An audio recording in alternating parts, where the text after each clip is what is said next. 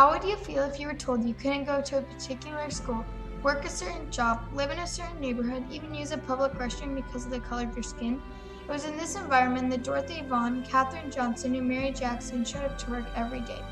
Every day, their talents and abilities were questioned because of their race and gender. For them, showing up to work every day was an exercise in conflict and compromise. There was the conflict of whether or not they should use their talents, abilities, and skills to further their interests of a country that was involved in a systematic oppression of people that looked just like them. Every day, these ladies lived with the conflict of pursuing excellence, while their contributions were not always readily appreciated.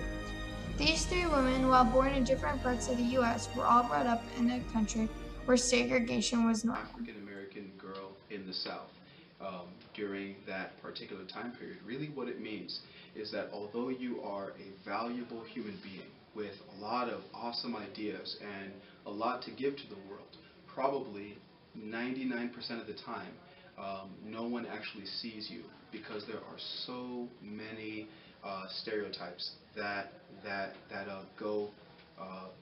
that go before you, even just for you to go, even just when you go to the store for kind of examples.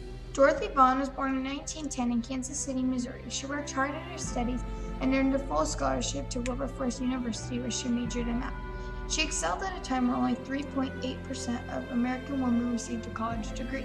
In 1918, a curious and brilliant girl was born in White Sulphur Springs, West Virginia. Katherine Johnson, who was gifted with numbers, was several grades ahead in school and began college at age 13. In 1937, she graduated with a bachelor degree in mathematics and French. Another exceptional mathematician, Mary Jackson, was born in 1921 in Hampton, Virginia. She graduated from Hampton Institute in 1942 with a bachelor degree in mathematics and physics. Each one of these women attended all-black schools, were forced to ride in the back of the bus, to use bathrooms only for people of color, yet they faced each day with courage and diligence. It and so to be an African American woman and to be working during that time was something that was dangerous, that was extremely tough. But I'd say that one kind of silver lining through it all was to see, if you go back and you start to look at all these stories, to see how they kind of persevered through it, where they were put in a situation that would break them down, and they found a way to make a good, solid living for themselves. World War II created many job opportunities for women and minorities. In 1943, NACA, now known as NASA, started recruiting and hiring women and African Americans to keep up with the demand. In 1951, Mary Jackson started working at NASA as a computer. She then received an offer to work for engineer Casimir Chernetsky to help with the 4-foot by 4-foot supersonic pressure tunnel. After working for a couple of years, Chernetsky suggested that she enter a training program that would allow her to go from being a mathematician to becoming an engineer. The only school that had the classes that she would need to take was an all-white men's school.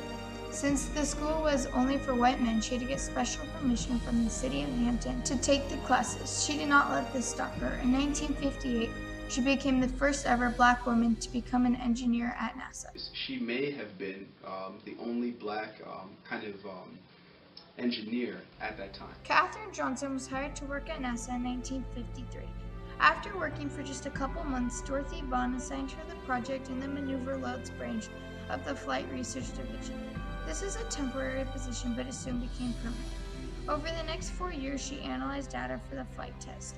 A few years later, she was called upon to work on the math for the orbital mission of John Glenn. In the beginning of 1962, Katherine, along with some other engineers and mathematicians, prepared for the orbital mission of John Glenn. When they were about to send him off, he said, "Get the girl. If she says that they are good, then I am ready to go." She is most known for working on this project. You have Katherine Goebel Johnson. What made her kind of accomplishment so remarkable is that at the time when she was born, there was a popular thought that African Americans just weren't that smart, and that women just weren't that smart. There was just certain types of really kind of intellectual jobs that African Americans and women couldn't handle. That was the popular thought at that time. And so during that time, she actually earned a PhD in math. And eventually worked for NASA. And her work was so good that John Glenn, who was the first person from the United States to orbit the whole Earth, he actually refused to fly unless she verified the computer calculations for his mission. Dorothy started working at NASA in 1943. From 1949 to 1958, she was promoted to be the head of NASA's Segregated Computing Unit, which made her the first ever African American manager at NASA. Even though they worked in separate conditions, they distinguished themselves and made contributions to virtually every area of research. These three women pioneered the way for women and people of color to pursue science, engineering, and math. Mary had a love for math and science. She was an engineer at NASA for 34 years. She had a commitment to help people around her, especially young people. Catherine did so many amazing things throughout her life.